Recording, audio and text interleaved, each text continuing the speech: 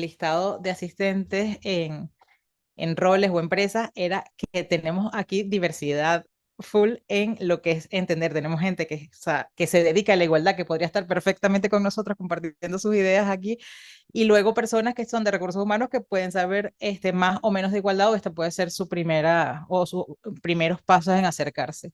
Y quisimos empezar por el contexto, o sea, ¿por qué ahora estamos en el momento más diverso? No sabemos si nos vamos a diversificar mucho más, pero socialmente estamos en un momento súper diverso. Cualquiera de nosotros puede saber que 10 años antes o 20 años antes, nuestra sociedad, nuestro vecindario, las escuelas de nuestros hijos, donde estudiamos, nuestros trabajos, nuestro ambiente de trabajo eran muchísimo más homogéneos en cualquier arista de diversidad que tuviésemos. Estamos en un momento donde socialmente hay una diversidad muy grande, producto de mil factores y la globalización y todo. Y pues, ¿qué hace eso? Que esa realidad social le empuja a las empresas a poder reflejarlo, ¿no? A de alguna manera buscar que sus procesos y que sus ambientes puedan reflejar y puedan abrazar lo que es una realidad social, como todas las otras realidades sociales que hemos tenido, ¿no? Entonces, quizás el hecho de que en los últimos, bueno, el decreto fue en el 2020, ¿no? O sea, es decir, que en los últimos nada, 5 años, algo que un tema para nosotros ya es como súper de base, no tiene mucho tiempo de ya estar, aunque se viene trabajando en diversidad hace mucho tiempo, eso que fuese mandatorio y que de verdad fuese una obligación en nuestras empresas, reflejarlo, pues es de alguna manera algo que nos está viniendo, ¿no? También queríamos pasar por los conceptos básicos que seguramente muchos conocen, pero quizás por temas de semántica hablamos de igualdad, de equidad, de inclusión y puede ser que en algún momento entendamos que uno es otro, ¿no? Quisiéramos compartir cómo lo ve Price. Es decir, cuando nosotros abordamos un proyecto de diversidad, que inclusive abordamos proyectos de diversidad mucho antes de que fuese una obligación para las empresas. O sea, para nosotros ha sido desde hace por lo menos 10 años una materia que dentro de la asesoría de recursos humanos es importante y que ya también demandaban muchísimas empresas, ¿no? ¿Qué hago con esta plantilla diversa? ¿Cómo logro que se adapte bien, que la cultura más que lo valore, lo aproveche, ¿no? Entonces, ¿cómo lo vemos nosotros en la firma? Es que la diversidad no es nada que nosotros podamos hacer en nuestra empresa. La diversidad es un hecho que tenemos afuera. O sea, la diversidad está allí. Ahora, si nosotros tenemos una empresa diversa, eso es otra cosa. Eso quiere decir que nosotros hacemos algún esfuerzo para que esa realidad de afuera esté dentro de nuestra organización, para que esa composición heterogénea en diferentes ámbitos que tocaremos ahorita muy por encima, de edad, de etnias, de capacidades, se refleje en nuestra organización.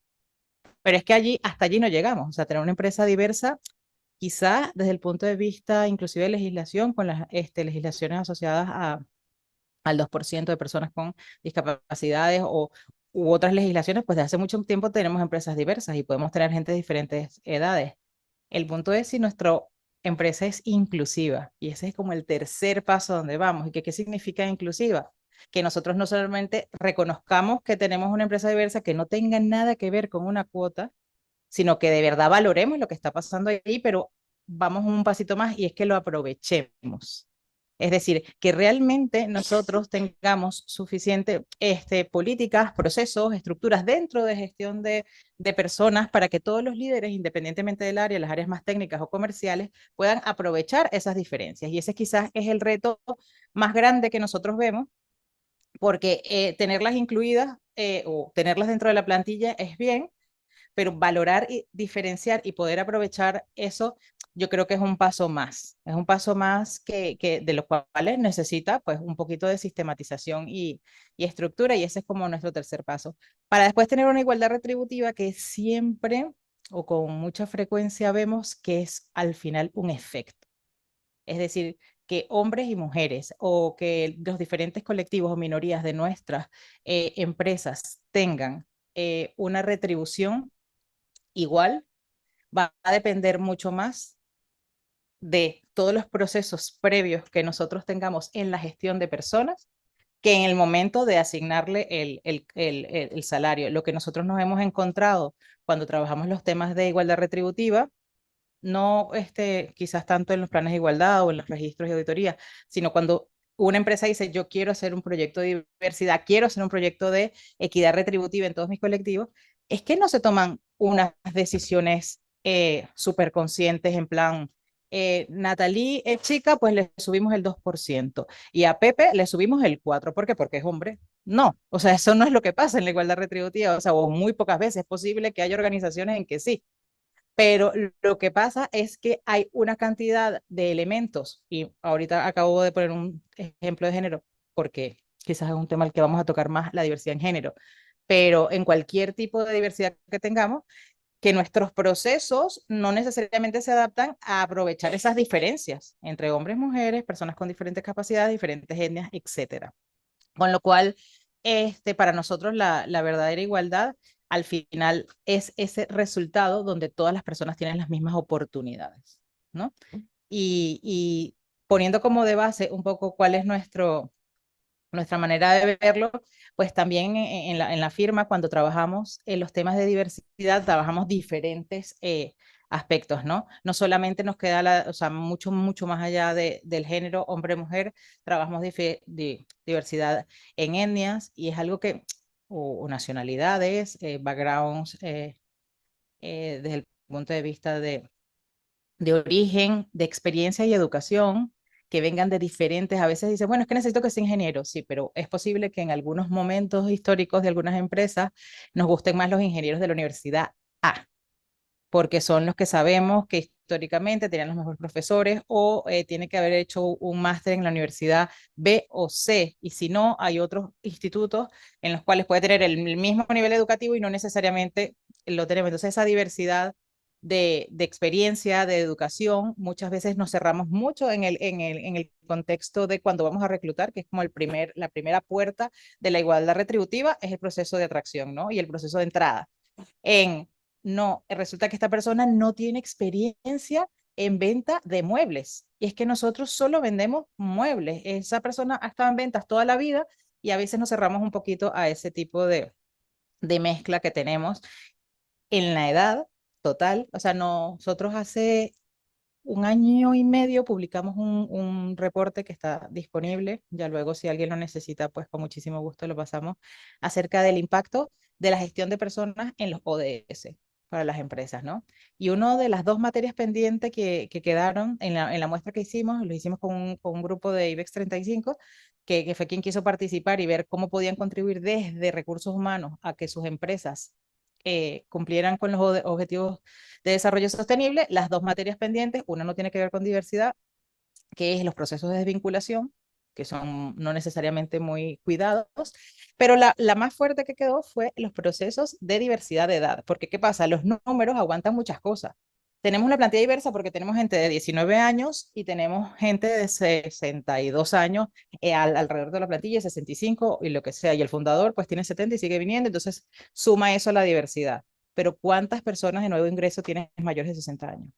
¿Cuántas personas de nuevo ingreso tienes mayores de 45, de 50? O sea, cuando empiezas a ser un poquito más afinado, te das cuenta que no necesariamente nuestras empresas son diversas, aunque estén conviviendo 4 generaciones. Entonces, que hay muchos más retos en lo que es la diversidad y no solamente nos quedamos en la estadística, sino que le metemos un poco más de variables. Siempre decimos que ya que tenemos la obligación, pues abre un poquito más, haces el esfuerzo completo y podemos ver otros aspectos. Luego, variables socioeconómicas, bueno, diferentes niveles sociales dentro de nuestras organizaciones, pensamientos y estilos de trabajo y diversidad de habilidades y capacidades con la inclusión de personas con habilidades diferentes. Algunos datos de diversidad que nosotros manejamos y que siempre nos impactan mucho. Por ejemplo, pensar que con la misma capacidad de trabajo o la misma formación, el paro en personas con discapacidad es el 43% mayor que personas que no tienen la discapacidad, ¿no? Cuando están ambas habilitadas para hacer el trabajo por el cual están optando, ¿vale? Pensar que nosotros tenemos la mitad de los líderes del mundo, de acuerdo a la última encuesta de diversidad de nosotros, 54%, muy preocupados, poniendo como prioridad los temas de diversidad, es porque o sea, los líderes se dan cuenta del impacto que está teniendo el negocio, no solamente desde el punto de vista de nuestra cultura, sino como lo vamos a ver ahora, de acceso a otros mercados, de acceso a clientes, de acceso a crecer si no estamos diversos, ¿no? Y la fuerza que está teniendo toda la población que va a entrar en las organizaciones en saber cómo se trata la diversidad, aunque probablemente no pertenezcan a ninguna minoría. Entonces, eso es importante. De acuerdo al Ministerio de Igualdad, también tenemos que un 26% de las personas de diversas razas se ha sentido discriminada en algún momento, ¿no? Entonces son datos que ya sé que estamos súper llenos de datos y ahorita los pasaremos, pero hay una realidad, o sea, tenemos una realidad sobre la mesa y necesitamos trabajar para ella.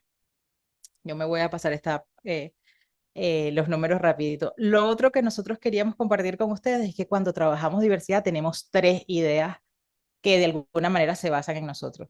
Y aunque Patricia y Mavia dijeron que nosotras dos éramos expertas en diversidad, uno de nuestros principios en Pride es que todavía este tema es tan novedoso que nuestras máximas es que todavía no hay expertos en diversidad y hacemos un esfuerzo gigante en investigación desde la firma, mucho más que en otros ámbitos de la gestión de personas, mucho más.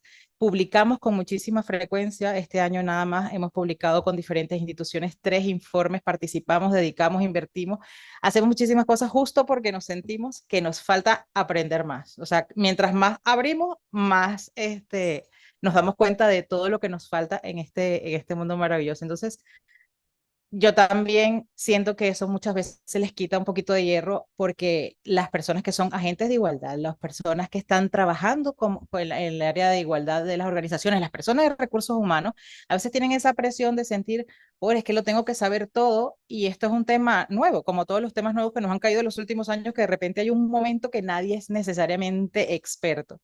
Y por eso nosotros de alguna manera aplaudimos lo que está haciendo el CAE porque desde diferentes ámbitos, desde diferentes empresas, este es el camino, o sea, ir que todos veamos diferentes perspectivas y avancemos, ¿no? La segunda idea que siempre transmitimos a nuestros clientes cuando hacemos proyectos de diversidad y lo creemos fervientemente es que la igualdad retributiva o la brecha salarial no es un tema de dinero, o por lo menos no es un tema solo de dinero.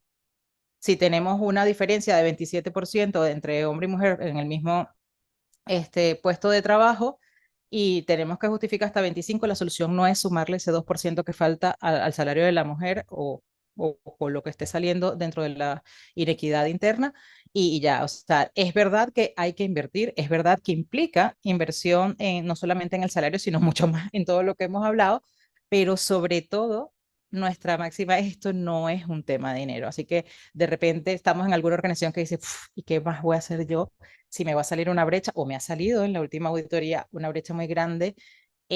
No tengo presupuesto, ya sé que no tengo presupuesto, ¿cómo lo manejo? Entonces, ¿hay que invertir? Sí. ¿Es un tema de solo dinero? No, y eso estamos absolutamente seguros. Trabajar por la misma máxima quizás que teníamos al inicio. En la igualdad retributiva para nosotros es un efecto de muchas piecitas. Entonces, pues no se soluciona, pues claro que puedes mejorar el efecto y poner un poco de dinero ahí y ya.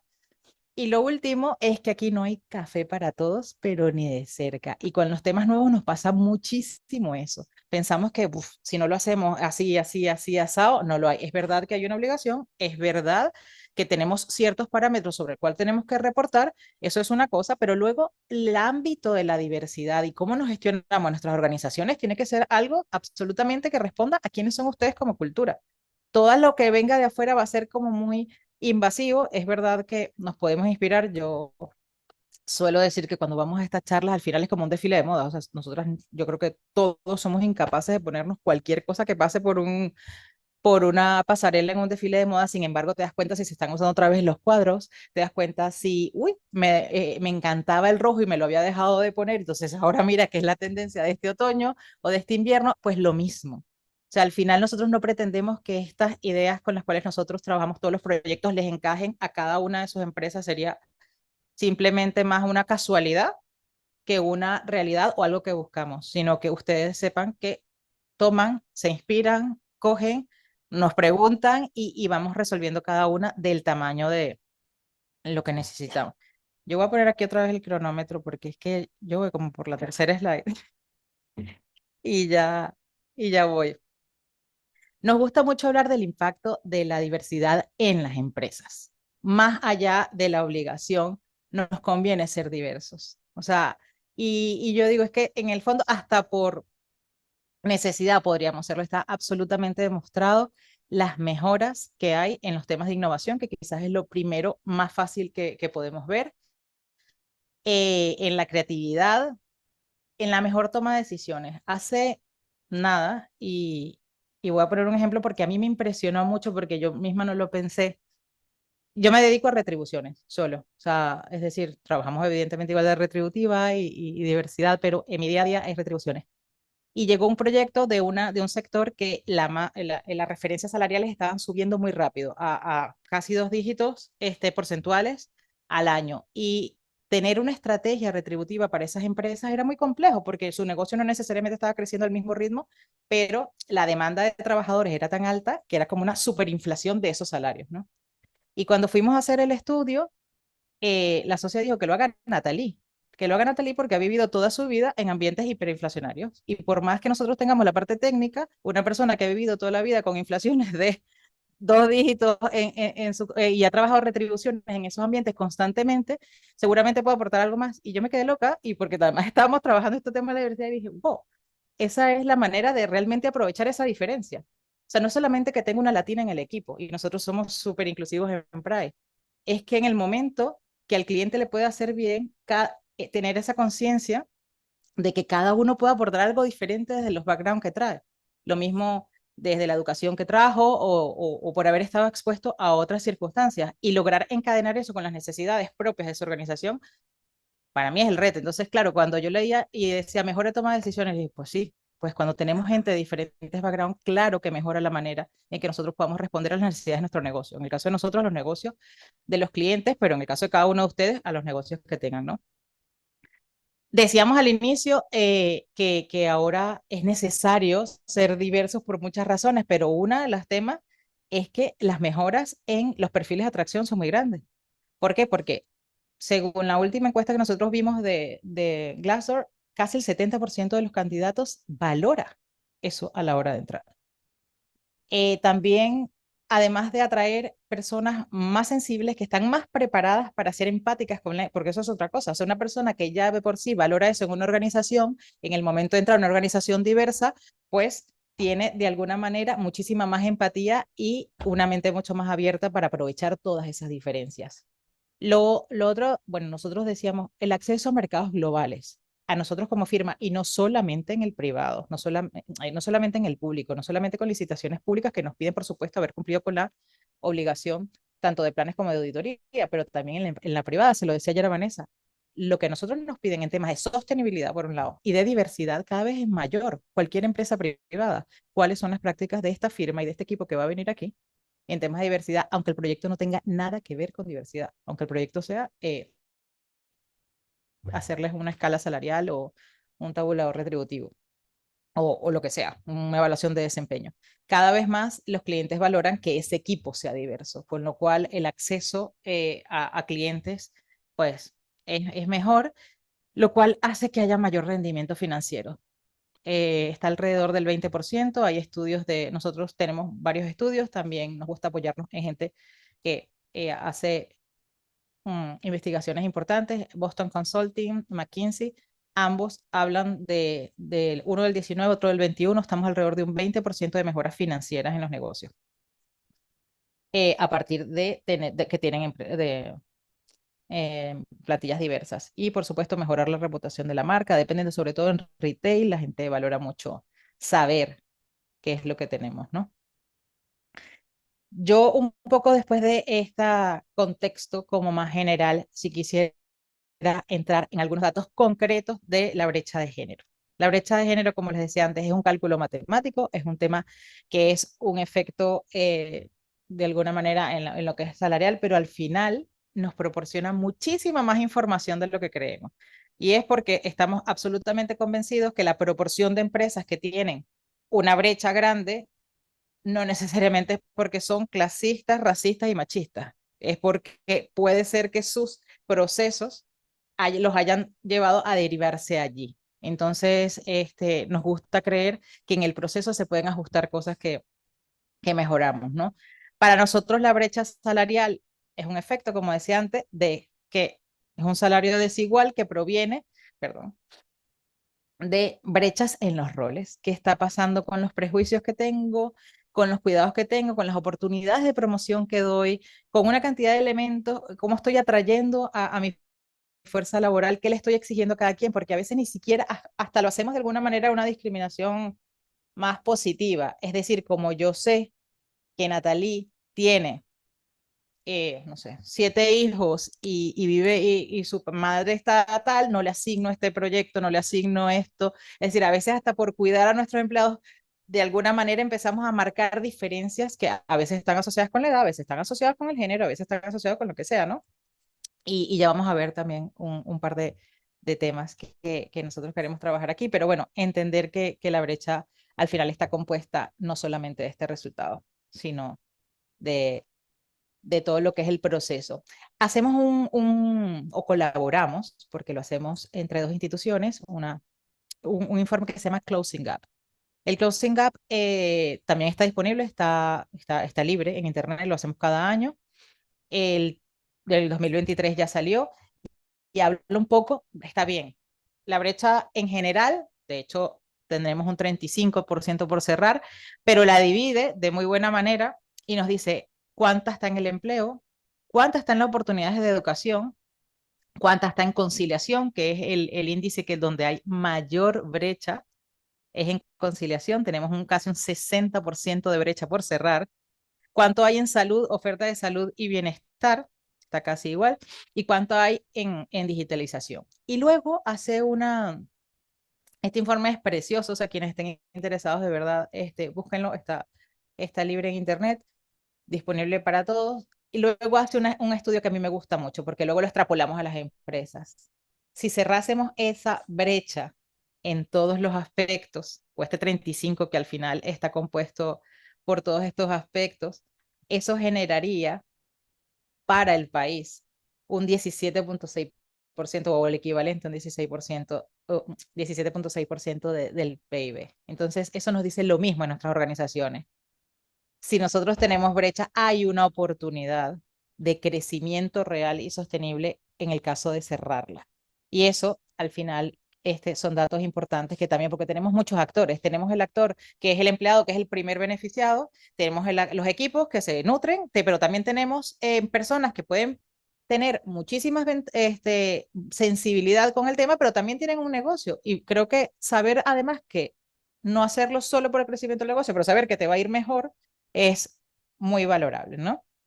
Entonces, al final, las brechas, por supuesto, no son un tema de cumplimiento para nosotros y yo creo que para casi ninguna empresa. Muy pocas empresas las que ya han entrado, entran por el cumplimiento, entran por la obligación. O sea, nos llaman por teléfono, nos mandan un correo a Vane y a mí, nos dicen, necesitamos hacer esto, nos pueden ayudar. Pero ya una vez que empiezas a entrar, ya pasas del cumplimiento y empiezas a entender esta dimensión o estos ámbitos en los cuales puedes realmente mejorar el bienestar de las personas que tienes y además de mejorar como equipo, con lo cual cada vez más nosotros entendemos que hay que seguir exigiendo y presionando de alguna manera para que sea una prioridad estratégica de los negocios. Claro, entonces llegamos a todo este contexto bien, ¿no? Pero, ¿qué puedo hacer yo? Sí, no, esto se me cierra además. ¿Qué puedo hacer yo? ¿Qué podemos hacer? ¿Qué pasa si yo tengo una empresa de menos de 50 trabajadores y no tengo la obligación? Pero sí quiero avanzar en esto, porque a lo mejor mañana tengo 70. Entonces, ¿qué pasa? Que en ese momento me preocuparé por ser diverso. ¿Qué pasa si tengo la sensibilidad aunque seamos 15, aunque seamos 20? Entonces, aquí vamos a hablar de dos cosas. Lo primero es, voy a pasar rapidito por el enfoque que nosotros tenemos en Price para hacerlo, y luego me voy a parar y si quisiera hacer esta aclaración, ¿no? La metodología, el ámbito y todo lo que nosotros, o sea, lo que ustedes, nosotros y todas las personas están trabajando en materia de igualdad y de diversidad es inmensa. Nosotros nada más cogimos algunos elementos que creímos que, bueno, por lo menos que se vayan con estos dos, que son para nosotros algunas claves, algunos tips, algunos atajos, algunos consejos para mejorarlo, ¿no? Entonces, primero, desde el punto de vista de Price, nosotros tenemos 6 pasos. 6 pasos, no importa que sea Iberdrola o que sea Natalie y Vanessa consultores.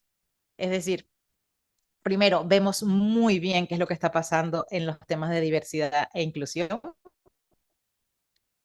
Revisamos. Segundo, escuchamos. O sea, nosotros queremos para que se la queden, pero a veces nos damos cuenta que brincamos mucho. O sea, revisamos cómo estamos y nos vamos de una vez a analizar.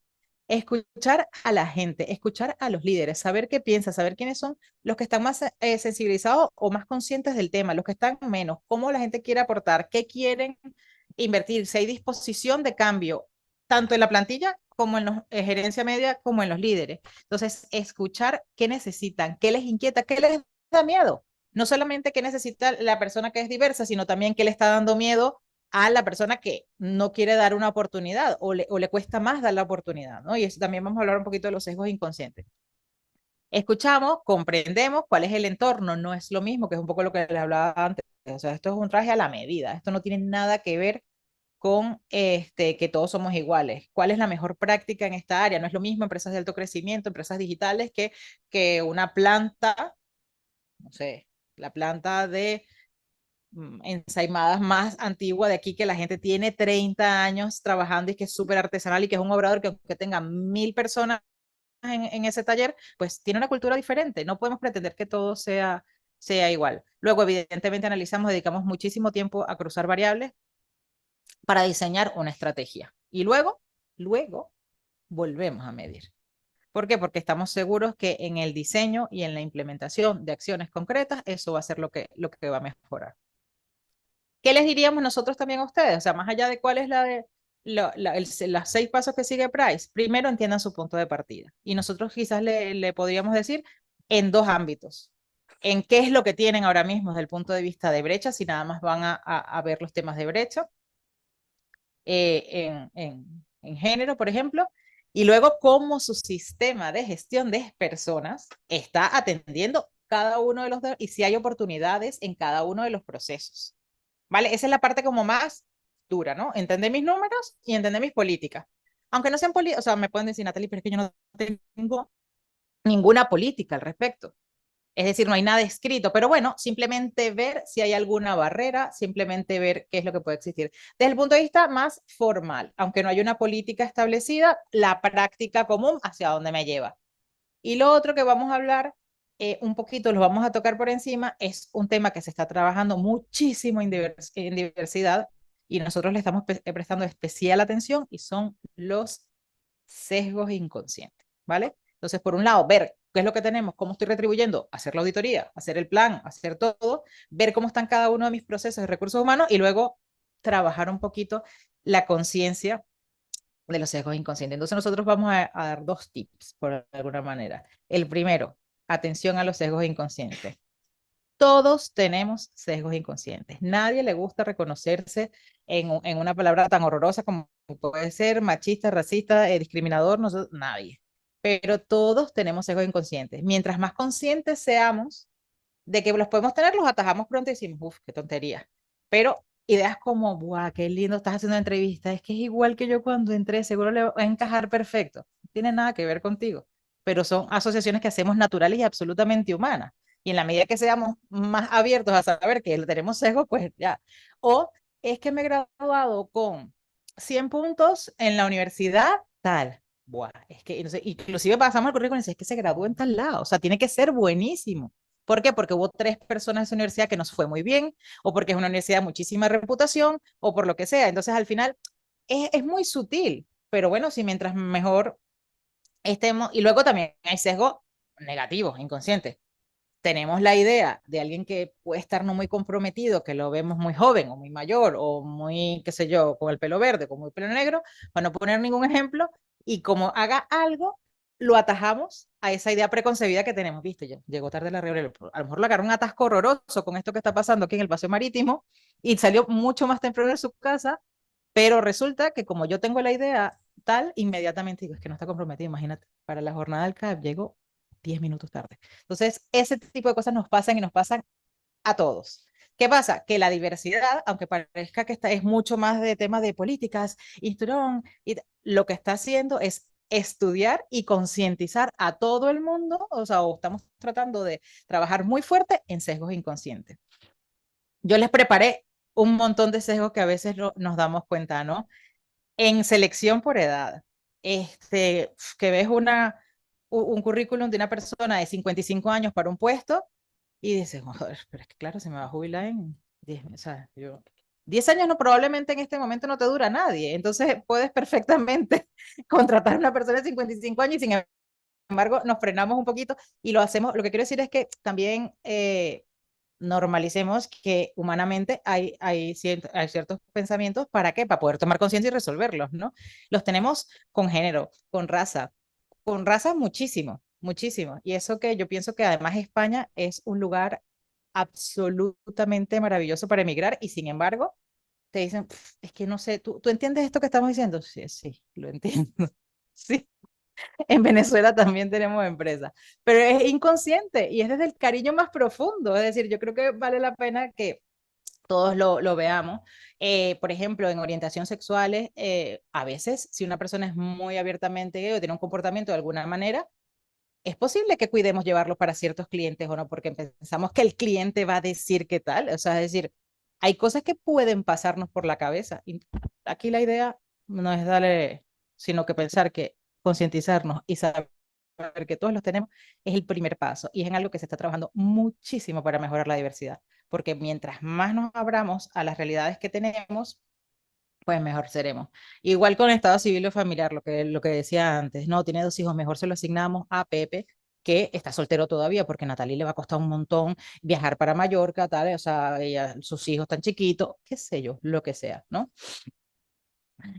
¿Cuáles son algunos comportamientos que nos ayudan? Esto igual se los dejaremos, los están grabando, pues buscar opiniones de segundos. Hay una película que se llama Mente Brillante, yo no sé si todos la vieron, es muy vieja, a lo mejor algunos de aquí estaban súper chiquitos. Es del 2000, o sea, de hace 20 años, pero a mí me encanta, él es una persona que tiene esquizofrenia y hay un momento en que él se empieza a ayudar preguntándole a otras personas y le dice, Vanessa, ¿tú ves a esa persona que está ahí? Y cuando Vanessa dice sí, él le habla, porque si no, puede ser uno de sus delirios, ¿no?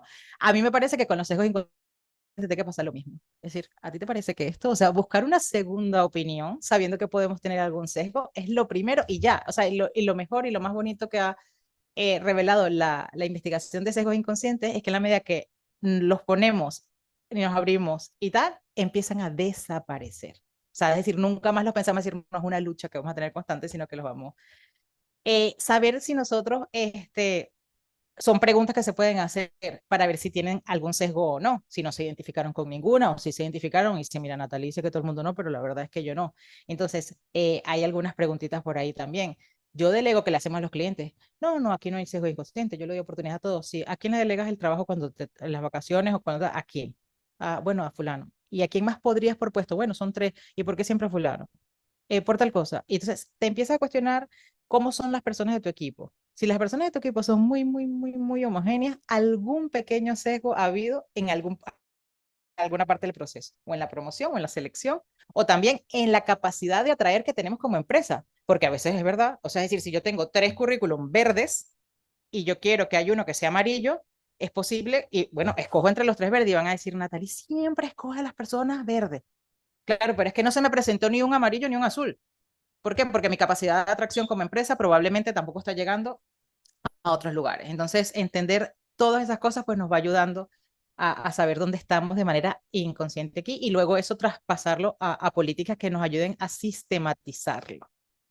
Yo sí me voy a, también les había preparado cómo se manejan no solamente los sesgos inconscientes por demográfico, que fue lo que vimos antes, sino en cada punto de recursos humanos, pero bueno, eh, en la evaluación de desempeño, en las oportunidades de desarrollo, en la asignación de proyectos especiales, en las negociaciones, en todas están afectadas.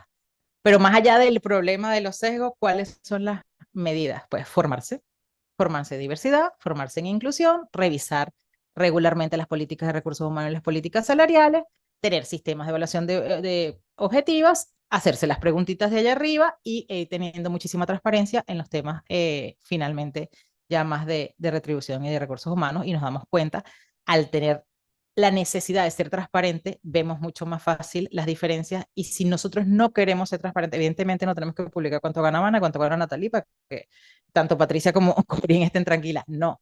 Pero desde luego, cuando tienes unos sistemas de transparencia en varios de los puntos de gestión de personas, si no los quieres publicar o todavía piensas que le puede hacer daño culturalmente a la organización, quiere decir que hay muchas cosas por sanar o solventar dentro de esa gestión. ¿Sí? En el momento que estamos súper conscientes de que todo es explicable y que todo viene de algo pensado, pues es mucho más fácil tener una gestión más transparente. Y el consejo número 2, ya yo voy terminando.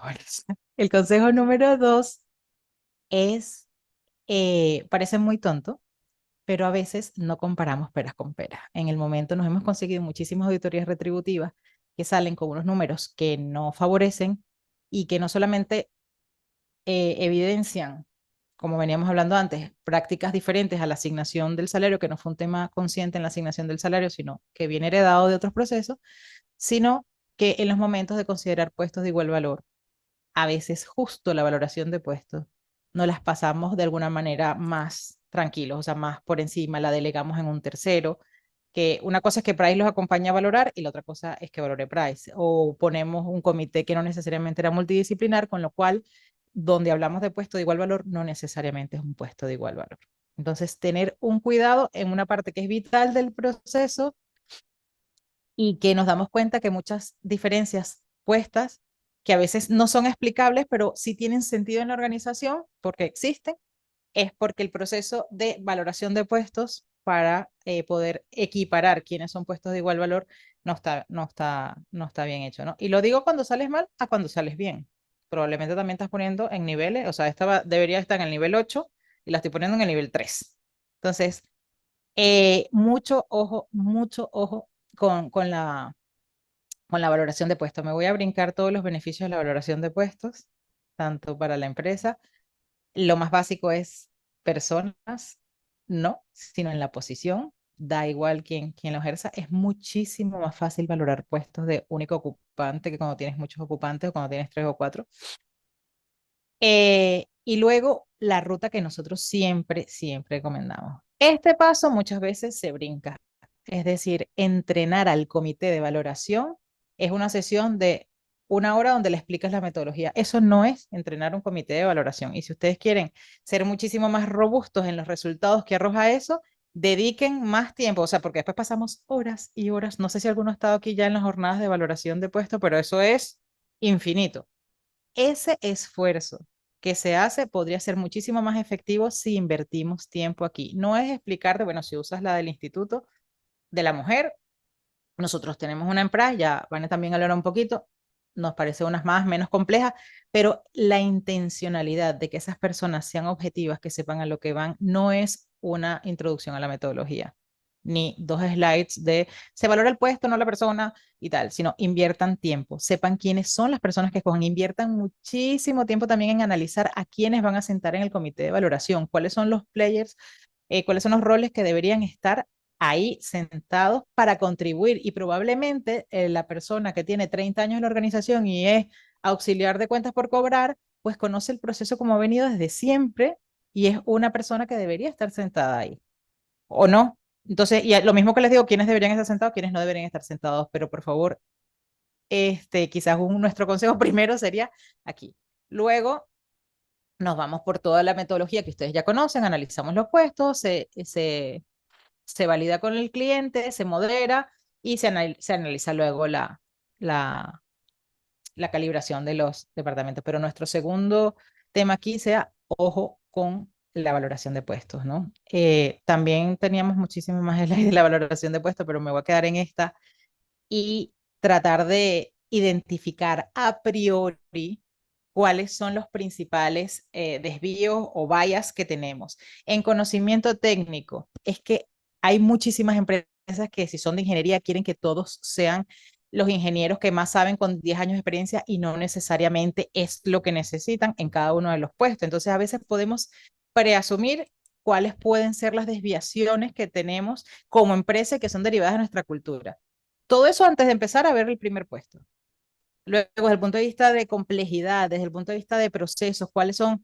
Bueno, siempre tenemos clientes que se creen únicos en, es que no, tú no sabes que el sector publicidad, y digo, claro, tiene sus particularidades, pero el sector ingeniería también, y el sector retail también. Entonces siempre, a mí no me parece mal, pero siempre nos sentimos muy únicos y que ningún sistema nos va a arropar, ¿no? Entonces esa complejidad de la corporación, también saber cuáles son esos elementos que yo como cultura mantengo para poder estar muy atentos, que tengan una persona en la valoración que esté llevándolos de la mano, que esté moderando, que esté muy consciente de esto, que haya formado a la gente. Bueno, luego competencias sociales, en amplitud de pensamiento, quizás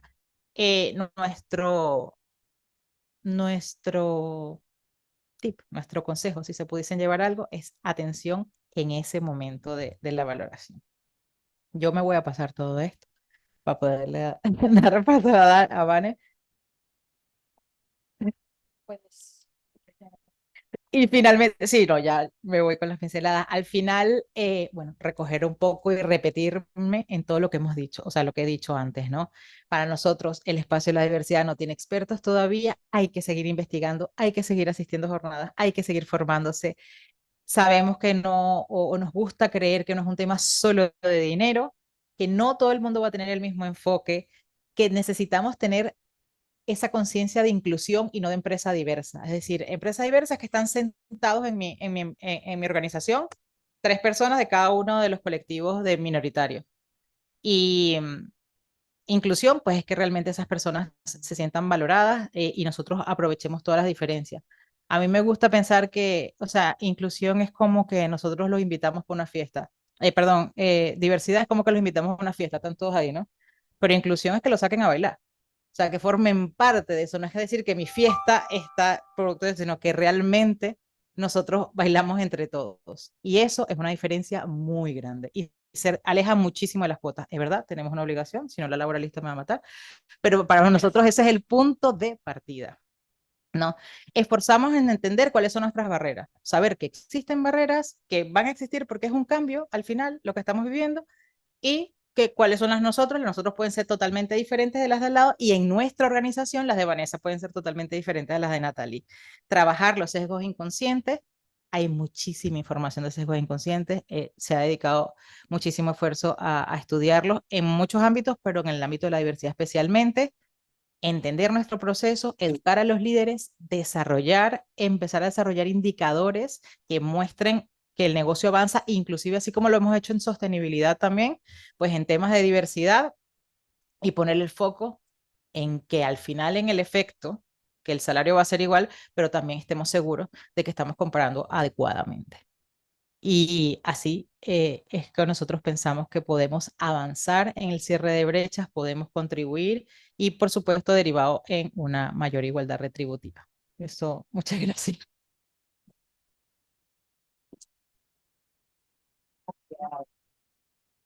bueno, muchas gracias, Natalie.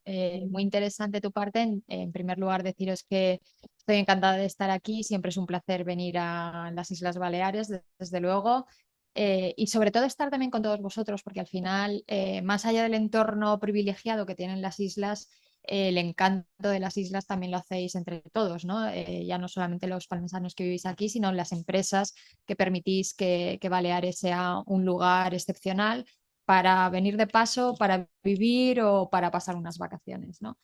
Entonces, esto va también para CAEP, siempre que me invitéis yo vendré. Y bueno, como os decía Natalie, yo voy a hablar más de los... ¿Funcionaba? Sí.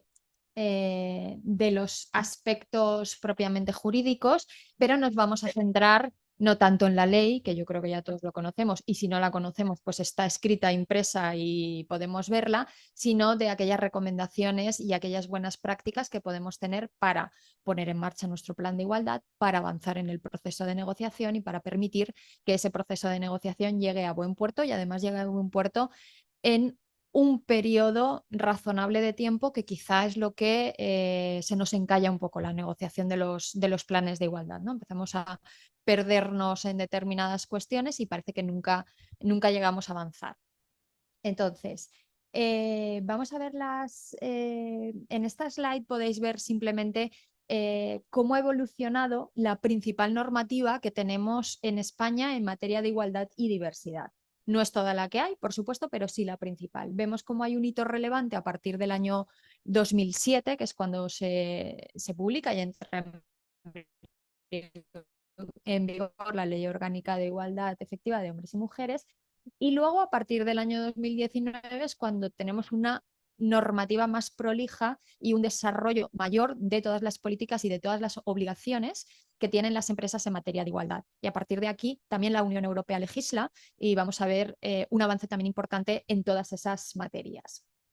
Pero bueno, lo que tenemos a día de hoy, lo podéis ver en esa línea del tiempo, cómo está reflejada.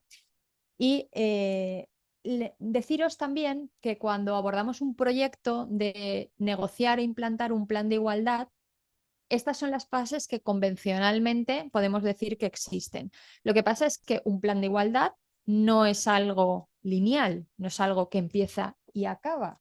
Es algo que tiene un inicio, efectivamente, cuando empezamos a negociar nuestro primer plan de igualdad, pero a partir de ahí es circular. O sea, ya nunca acabamos, nunca paramos, porque incluso aunque llegue un momento en el que por nuestra plantilla dejemos de tener la obligación, al final hemos entrado ya en la rueda y es algo que está en la sociedad, con lo cual vamos a tener que hacer y seguir haciendo políticas inclusivas, políticas de igualdad, etcétera. Si vamos simplemente por sistematizar y por seguir un orden y también un poco el orden que el Ministerio de Trabajo estableció, el primer hito, ¿no?, de un plan de igualdad, tanto si lo negociamos es nuestro primer plan de igualdad, como si tenemos que renovar nuestro plan de igualdad, hacer un nuevo plan de igualdad, es la puesta en marcha del proceso. Y lo primero que nos tenemos que plantear es realmente qué es un plan de igualdad, porque a veces empezamos con una idea en mente que es distinta a lo que debe ser un plan de igualdad, ¿no? Y la ley ya define lo que es el plan de igualdad y nos dice que es un conjunto ordenado de medidas tendentes a alcanzar en la empresa la igualdad de trato y oportunidades entre hombres y mujeres, pero no define qué tenemos que hacer, no nos dice exactamente qué tenemos que hacer, con lo cual es algo que está abierto y que podemos manejar y que mi recomendación es que no es que queramos abarcar demasiadas materias, es que esas materias que vayamos a abordar en el plan de igualdad nos resulten útiles y estemos convencidos de que vamos a ser capaces de abordarlas, que vamos a ser capaces de implantarlas y que vamos a ser capaces de que tengan éxito y entonces avanzar. Y cuando eso ya lo hayamos alcanzado, vamos a lo siguiente. Pero hay que ser realistas en los planes de igualdad, que yo creo que es una parte fundamental para que el proceso avance y para que el proceso sobre todo también sea efectivo. He querido traeros algunos datos estadísticos, son de cierre del año 2022, no he encontrado nada más reciente que sea oficial, ¿eh? Entonces, en el INE y en el Directorio Central de Empresas nos dice que en España hay alrededor de 3,5 millones de empresas, pero de ese gran volumen de empresas que tenemos, empresas y autónomos, entendido como empresas y autónomos, de ese gran volumen que tenemos, solamente 24.714 son empresas que tienen 50 o más personas trabajadoras en su plantilla, que serían precisamente las empresas que tienen la obligación legal de tener un plan de igualdad. Sin embargo, los datos nos dicen que solamente 6.026 empresas a finales de 2022 tenían un plan de igualdad. Ahora voy a eso. Y voy a matizar lo de tenían un plan de igualdad. Es decir, el 75,6% de las empresas con obligación no tienen un plan de igualdad. Y muchas de ellas dirán, no, no, yo lo he negociado, yo tengo el plan escrito, lo único que no lo tengo registrado. No tienes plan de igualdad. No hay plan de igualdad porque si no está registrado, no está. No está a ningún efecto, es decir, la inspección de trabajo nos va a poder sancionar y sobre todo no vamos a poder participar en aquellos concursos públicos o incluso en las licitaciones de empresas privadas donde nos exijan acreditar el cumplimiento en materia de igualdad. Y de ahí la enorme relevancia de acelerar aquellos que estemos negociando, de acelerar nuestros planes de igualdad y poder registrarlos. Y además hacerlo bien, porque luego vamos a ver cuáles son los principales escollos que nos encontramos cuando tenemos que iniciar la negociación de un plan de igualdad. El primer escollo que nos encontramos, y ahora entraremos con un poco más de detalle, es que hemos visto, ¿no?, la línea del tiempo con la normativa, y es que la normativa, el problema que tenemos es que es muy prolija y muy compleja, porque hay muchas veces que no sabemos concretamente qué obligación tenemos, cómo lo tenemos que hacer, cómo lo tenemos que desarrollar, si es suficiente, si no es suficiente, queda un poco en el aire. Entonces eso es un problema relativo que se puede solventar, desde luego, y que de hecho las empresas lo están haciendo, pero que a la hora de abordar el proyecto sí que es verdad que nos puede suponer un escollo y que nos puede retrasar en ese proceso porque estaremos un poco perdidos, que no sabremos muy bien hasta dónde tengo la obligación y cómo es mi obligación, ¿no? Luego también hay otro punto muy relevante y es la falta de infraestructuras que tenemos en las empresas, y estoy hablando más de empresas a lo mejor pues entre 50 y 250 trabajadores, es donde nos encontramos más problemas para que la empresa tenga una infraestructura tanto para dedicar presupuesto al plan de igualdad, que es verdad que las medidas de igualdad no necesariamente se tienen que traducir en dinero, pero un pequeño presupuesto tenemos que tener para ponerlo en marcha el proyecto, herramientas para poder recopilar todos esos datos que nos están solicitando e incluso personas de nuestra organización que se puedan dedicar a recopilar esos datos, analizarlos, etcétera. Por supuesto que podemos buscar asesoramiento externo y en muchas ocasiones es lo más inteligente por una cuestión tanto de calidad del trabajo, es decir, una persona o personas expertas van a encargarse de decir a las empresas lo que tienen que hacer, qué tienen que recopilar, etcétera, pero es un trabajo coordinado, es decir, una empresa externa no le podemos dar el trabajo y ahí acaba la obligación de la empresa y ya nos van a dar el plan totalmente hecho, ¿no? Tenemos que tener internamente personas dedicadas a eso y tenemos que concienciarnos de que eso es relevante y es un proyecto más dentro de la empresa y dentro de la estrategia de la empresa. Luego encontramos también, y esto es un stopper importante, dificultades con la interlocución social. Uno, podemos tener representantes de los trabajadores, pero esas elecciones son del año 2000, se nos ha ido la mitad, los que están no se lo toman en serio. O tenemos muchos centros de trabajo, que esto es bastante habitual, repartidos por toda la geografía, en unos tenemos representantes de los trabajadores, en otros no. Y otra avalancha que les ha venido también a los sindicatos, porque sabéis que cuando no tenemos representación legal de los trabajadores tenemos que irnos a negociar con los sindicatos más representativos y más representativos de sector, que ahora veremos si eso es sencillo de averiguar o no es sencillo de averiguar, cómo lo podemos averiguar y cómo podemos estar seguros que estamos negociando con quien debemos negociar. Pero es que los sindicatos no tienen capacidad, ni medios materiales, ni humanos, ni personas con formación para abarcar a todas las empresas que deberían estar ya negociando sus planes de igualdad y no lo están pudiendo. ¿Qué están haciendo los sindicatos? Que probablemente cuando llamemos a un sindicato nos digan, pues convocad elecciones sindicales. Y esto, uno, ni es una obligación legal, es decir, no tengo el por qué convocar elecciones sindicales para hacer un plan de igualdad porque tengo otros mecanismos, y en segundo lugar no depende de la empresa, es decir, no es la empresa quien decide si se convocan elecciones sindicales o no, es la plantilla quien lo hace. Y otra cuestión también que nos estamos encontrando con bastante habitualidad en la negociación de planes de igualdad es que ya lo tenemos, ya lo hemos hecho, lo vamos a registrar y hay problemas con el registro. Natalie me comentaba ayer que un cliente había ya negociado el plan de igualdad, no nos lo habían comentado por ahí, ¿eh? Esto también hay que decirlo, pero ya había negociado el plan de igualdad, lo fue a registrar y no ha podido registrar. Entonces, pues lo que decíamos al inicio, no tenemos plan de igualdad y eso es un problema. Entonces, con todas estas dificultades que nos encontramos, ¿qué hacemos? ¿Cómo dinamizamos este proceso? ¿Cómo podemos ponerlo en marcha, ¿no? Y cuando nosotros iniciamos las negociaciones con clientes de los planes de igualdad, muchos clientes nos dicen, es que yo no necesito un plan de igualdad, porque yo es que no discrimino a nadie. Yo, vamos, a mí me da igual que sean hombres, mujeres, y me da igual todo. Y, y dices, bueno, sí, puedes tener razón, efectivamente, tú probablemente conscientemente no estés discriminando, pero cuando entramos a analizar los datos, en todas las empresas hemos concluido diciendo, no me esperaba esto.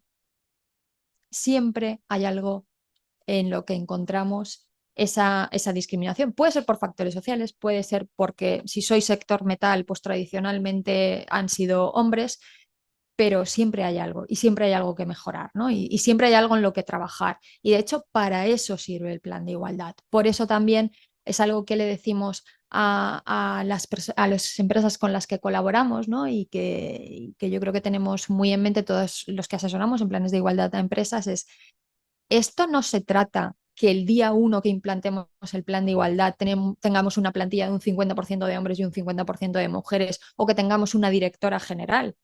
Esto no va de eso, eso no es realista. Entonces, si no es realista, no es útil para la empresa. Lo que tenemos que tener en mente es lo que hablábamos al principio, la definición del plan de igualdad, ¿no? Que lo que tenemos que hacer es intentar reducir o erradicar las desigualdades que tengamos en nuestra empresa, no en general en la sociedad. No nos podemos convertir aquí en las solucionadores de los problemas sociales, ¿no? Que eso va por su parte y desde luego que debemos contribuir a ello, sino qué tengo en mi empresa, qué me resulta a mí útil, qué es lo que yo como empresa tengo que hacer. Entonces, para saber qué es lo que tengo que hacer, me tengo que analizar a mí mismo, ¿no? Tengo que recopilar datos, tengo que hacer ese trabajo previo. Pero también, además, tengo que empezar con una idea en mente y es que muchas veces, aunque parece sencillo, ¿no? La norma nos dice, oye, 50 o más personas trabajadoras, tú tienes obligación legal de tener plan de igualdad, con lo cual, venga, me voy a poner en marcha. Pero surgen muchos problemas con el cómputo. Yo puedo tener la obligación de tener un plan de igualdad y no saberlo, porque mi plantilla es de 30 trabajadores. Con la ley en la mano no tendría la obligación. Pero es que la norma nos está diciendo, el cómputo se hace en dos momentos puntuales del año, ¿vale? El último día de los meses de junio y diciembre, reviso a ver si tengo 50 trabajadores. Y ahí tengo que revisar mi plantilla en ese momento, la que tengo yo dada de alta, pero también tengo que incluir al personal de TT, si tengo trabajadores de TT prestando servicios en mis instalaciones. Pero es que además también si he tenido personas con contratos de duración determinada en los 6 meses anteriores, por cada 100 días o fracción que yo haya tenido a ese personal dado de alta en mi empresa, me computa como uno más. Y eso me puede llevar a que de repente, con todo ese cómputo, yo tenga la obligación de tener un plan de igualdad. Y hay muchas empresas en estos momentos que piensan que no tienen la obligación, pero realmente sí que la tienen. Entonces, ese es uno de los problemas legales y es una de las complejidades que tiene también la legislación actualmente. ¿Vale? Luego, bueno, si vuestro convenio colectivo tiene también una obligación general de realizar un plan de igualdad, independientemente de mi plantilla, pues yo la tendré. Es verdad que no es muy habitual que los convenios colectivos sectoriales establezcan la obligación para sus empresas asociadas, pero por ejemplo, el convenio colectivo de empresas de seguridad privada ya contiene esa obligación y por lo tanto todas las empresas que se les aplique ese convenio colectivo deben tener un plan de igualdad, aunque tengan 2 trabajadores en plantilla. ¿Es un poco absurdo? Sí. Es verdad que las empresas de seguridad privada, por las exigencias administrativas que tienen de autorizaciones, etcétera, son normalmente empresas grandes, pero ahí está esa obligación. Y luego no nos olvidemos también que si tenemos en nuestra organización alguna desigualdad que es detectada por la inspección de trabajo, puede ser que nos impongan como, es verdad que tenemos que dar nosotros también ese acuerdo, ¿no? Como sustitutiva de sanciones accesorias, realizar un plan de igualdad para intentar erradicar esas desigualdades que tenemos en nuestra organización. Por lo tanto, parece sencilla cuando tendríamos o no la obligación, pero cuando nos metemos dentro de la norma no es tan sencillo saber si tenemos o no la obligación y a lo mejor pensamos que no la tenemos, pero sí la tenemos. Luego, de la siguiente diapositiva, por ir avanzando, simplemente os daré algún tip, alguna recomendación importante. Uno de los errores más frecuentes también es entender que el plan de igualdad es como un convenio colectivo, porque como lo negocio con los sindicatos o con mi representación legal, lo registro, etcétera, y además tiene un periodo de duración, pues entender que mientras yo negocio el nuevo plan de igualdad, hay una especie de ultraactividad y no es así. El plan de igualdad tiene un inicio y tiene un periodo final de vigencia que puede estar establecido hasta un máximo de 4 años. El día que finaliza la vigencia de mi plan de igualdad, si yo no tengo uno nuevo y lo registro, estoy sin plan de igualdad.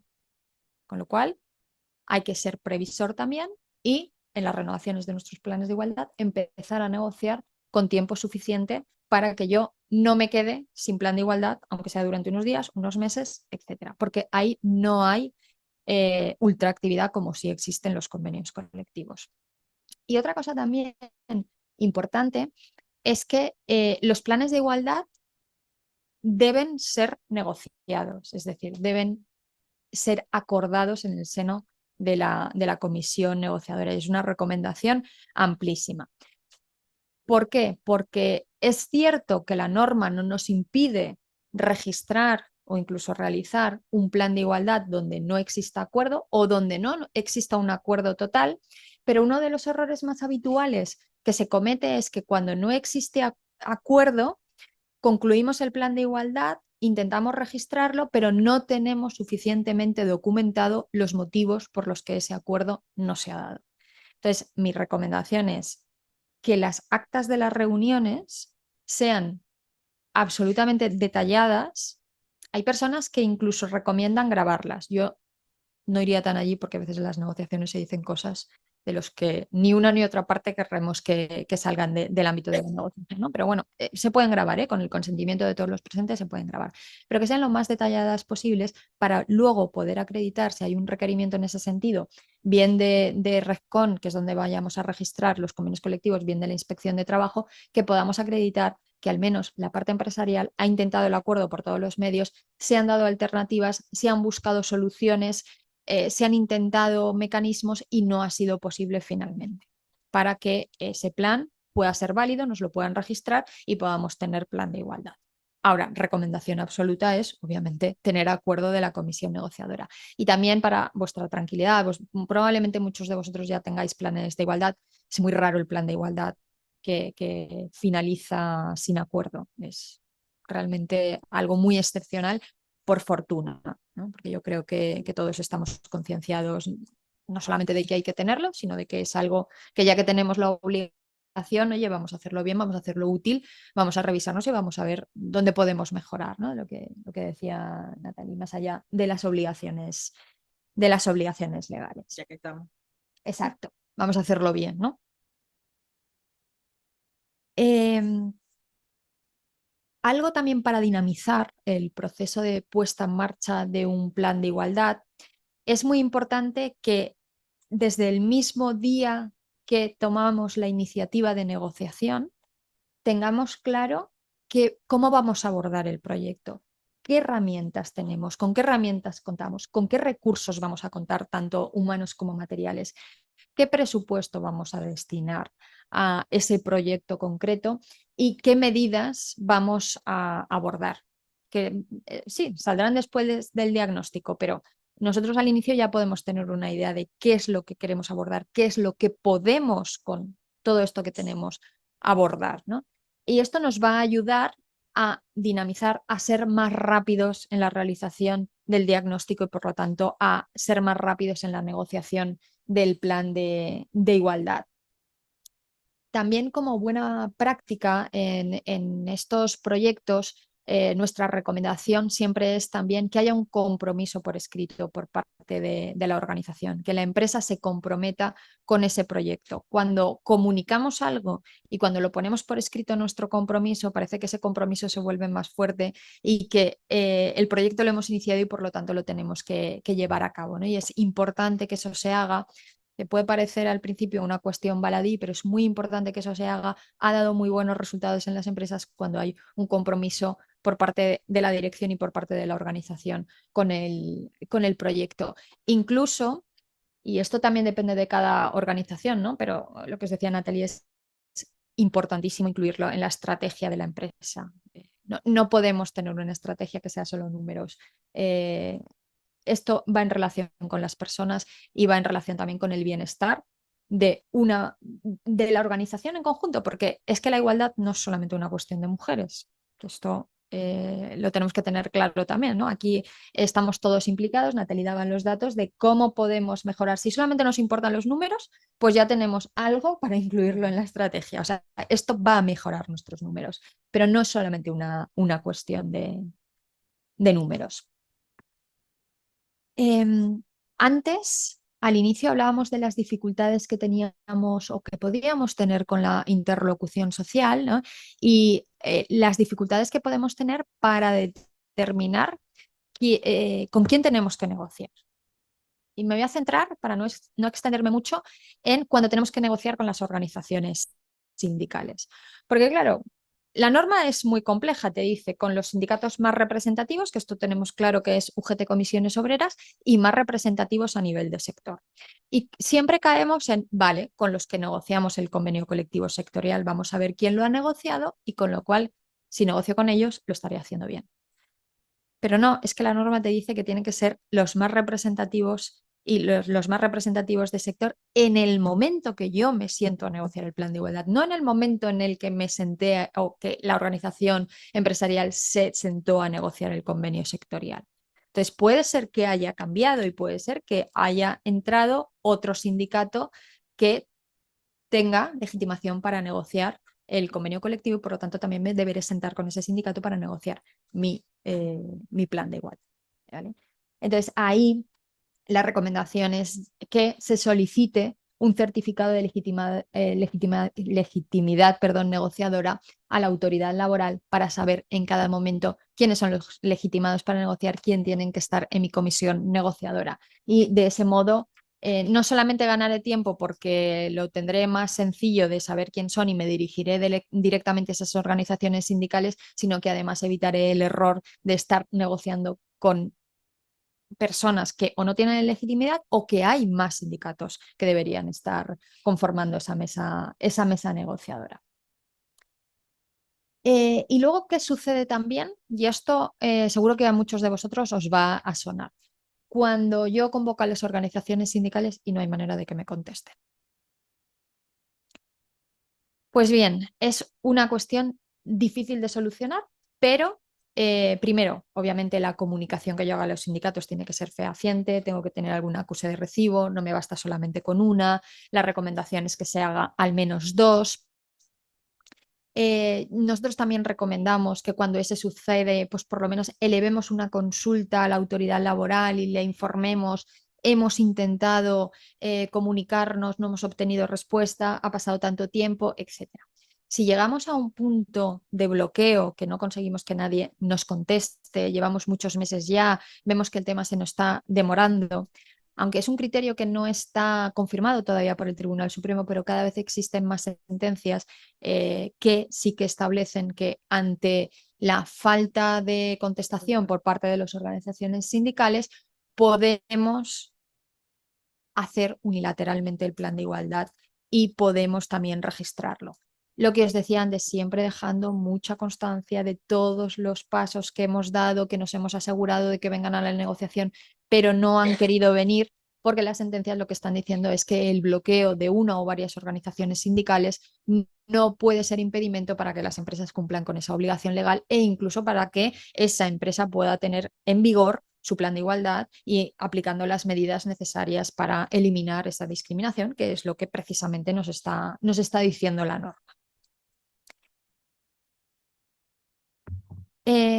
¿Cuáles son los errores más frecuentes que hacen que nuestro plan de igualdad no quede registrado? Yo sé que vosotros esto no lo habéis cometido, pero estadísticamente son los errores más frecuentes. Uno de los más frecuentes es haber negociado con quien no tiene legitimidad para negociar o que no estén todos los que deberían haber sido llamados a negociar.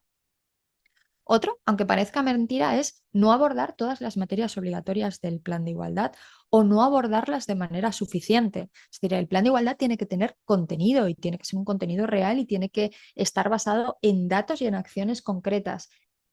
Y hay muchas veces que eso no está propiamente sentado en el plan de igualdad, entonces parece que eso no está y no se ha abordado. Luego también cuestiones tan sencillas como que cuando voy a registrar el plan de igualdad no completo todos los datos, parece una tontería, pero sucede, y entonces empiezo a recibir requerimientos que además como la administración muchas veces nos contesta con formularios y no llegamos a saber muy bien qué es lo que nos está diciendo, ¿no? Porque no entendemos lo que nos está diciendo, pues eso a veces también retrasa y tenemos que estar constantemente haciendo subsanaciones o intentando ponernos en contacto con alguien para que nos diga cuál era nuestro error en el registro porque no conseguimos verlo. Otro error muy habitual también es cuando nosotros empezamos a negociar el plan de igualdad, pasa un año y medio, el proyecto está durmiendo y de repente dimos, ay, la inspección nos ha pedido el plan de igualdad y no lo tenemos, o nos queremos presentar a un concurso, vamos a registrarlo. Y lo estamos registrando con datos que ya no nos sirven. Pues también el registro nos puede decir, a mí este análisis que usted hizo hace 2 años, cuando su plantilla se ha duplicado o cuando han sucedido tantas cosas, ya no me sirve, no se lo registro. ¿Vale? Y cómo evitar todas esas cosas, hemos ido más o menos diciéndolas ya a lo largo de la intervención, iremos ahondando en ellas, pero simplemente os quiero dar el último punto de retraso en el registro del plan de igualdad. Existe el silencio positivo. Pues bueno, no es que legalmente se diga expresamente que existe, pero lo que sí que recomendamos es cuando registramos el plan de igualdad y no tenemos contestación o nos piden subsanación, ya ha pasado un tiempo, solicitar una certificación de silencio positivo para al menos, aunque no lo tengamos registrado, poder acreditar que nosotros lo hemos registrado, pero que la administración no nos ha contestado y que además tampoco nos ha solicitado ningún requerimiento para subsanar, con lo cual en principio nuestro plan debe estar bien. Y con eso, pues obviamente ante la inspección de trabajo podemos acreditar fehacientemente que hemos hecho todo lo que teníamos que hacer y en las licitaciones públicas, pues vamos a ver también lo flexible que sea la administración con eso, pero nos daría una oportunidad de poder acreditarlo, ¿no? Y que siempre es mucho mejor que no tener absolutamente nada. La realización del diagnóstico. Tampoco os quiero aquí ahondar muchísimo en todo esto, pero simplemente para realizar el diagnóstico, yo lo que recomiendo siempre es lo que recomendábamos al inicio: planificación, trabajo previo, trabajo de los datos y que sea información útil y que sea clara y que nos vaya a servir a nuestro propósito. Si vamos a las buenas prácticas que podemos ver en cuanto, bueno, a las materias del diagnóstico, una de las materias es precisamente eh, todas las que tenemos ahí, hay determinadas materias que tenemos que abordar y que una de ellas es el proceso de selección, contratación, formación y promoción profesional. Y ahí, en ese sentido, hay buenas prácticas, puede haber tantas como nos podamos inventar, ¿eh? O sea, esto no es que sea un listado cerrado, ni muchísimo menos. O sea, que podemos adaptarlas. Aquí os he puesto simplemente algunos ejemplos. ¿Qué se está, más o menos, cuál es una tendencia en materia de procesos de selección? Pues algo que en la Unión Europea, en otros países de la Unión Europea y sobre todo en el Reino Unido, que ya no es Unión Europea, que me cuesta decirlo, pero ya no es Unión Europea, hace tiempo que se está aplicando, es el tema de los currículums ciegos.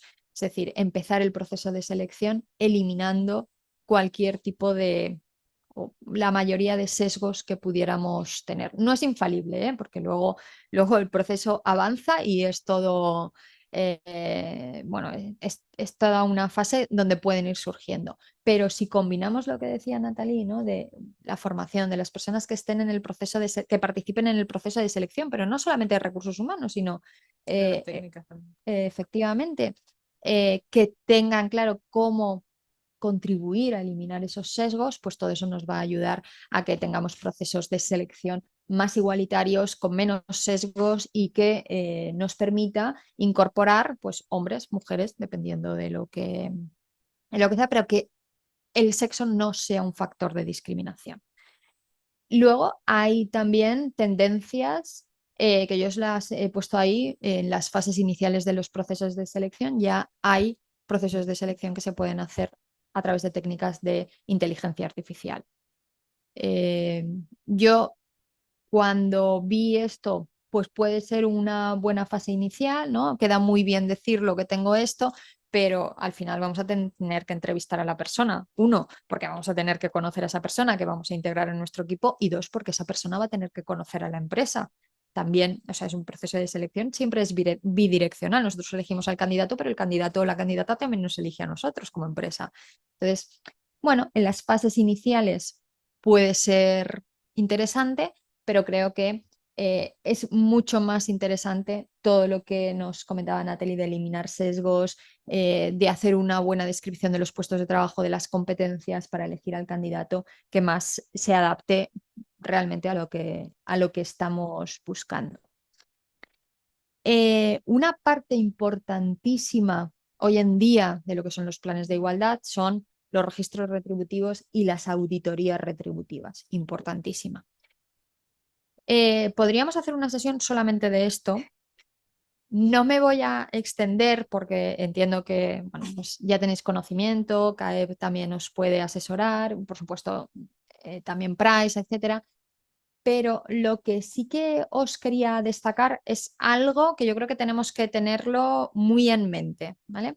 Aparte de que el registro retributivo es algo que tenemos que hacer anualmente, por favor, que no se nos olvide, independientemente del número de trabajadores que tenga la empresa, la auditoría retributiva sí que tiene la misma duración que tenga el plan de igualdad. Eh, Cuando nuestra brecha salarial, por decirlo así, global, supera el 25%, en esos casos es cuando tenemos que aportar la explicación de que esa diferencia retributiva no responde a ningún motivo que tenga que ver con las desigualdades de género. Os puedo decir que no he estado en ninguna empresa donde la brecha fuera a favor de las mujeres. En global, ¿eh? En ninguna. Nunca ha salido una diferencia. A lo mejor por grupos profesionales sí, pero en global nunca estamos ante empresas que paguen más a las mujeres que a los hombres. Y esto no tiene el por qué venir de una discriminación directa por parte de la empresa, puede venir de factores sociales, puede venir de muchos factores. Pero lo relevante viene aquí, no os quiero asustar, pero tenemos una directiva europea que está a la vuelta de la esquina, que nos va a reducir la brecha del 25 al 5%. Sí los vas a asustar. Entonces, teniendo en cuenta que en datos estadísticos en 2022, las empresas que superaban, las empresas que tienen obligación de hacer auditoría retributiva y que su brecha salarial superaba el 25%, era el 19% de esas empresas, lo cual no está mal. Y que en España la brecha media de género se sitúa entre el 15 y 16%, un poquito más elevada que la de la Unión Europea. Por cierto, mucho mejor España que Alemania, todo hay que decirlo. El 5% es un umbral muy bajo. Pero bueno, eso está ahí y pues tendremos que trabajar para que no nos salga esa brecha y en caso de salirnos, pues que podamos analizar los motivos por los que nos sale para poder trabajar sobre esos motivos. Lo que os decía al inicio no quiere decir que mañana tengamos que tener todos una brecha de menos del 5%, pero sí ponernos a trabajar para que esa brecha nos salga bajita o por lo menos por debajo del 5%.